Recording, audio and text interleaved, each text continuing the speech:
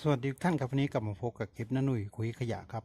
ในคลิปนี้เป็นแกลลอน6 ลิตรเป็นแกลลอนพลาสติกเหลือใช้ครับที่เหลือจากใช้งานเป็นแกลลอนน้ำดื่มครับจะนำตัวนี้มาทำของจัดเก็บกันครับโอเคครับที่ตามชมนะครับผมจากแกลลอนพลาสติกแกลลอนเหลือใช้แกลลอน6 ลิตรครับผม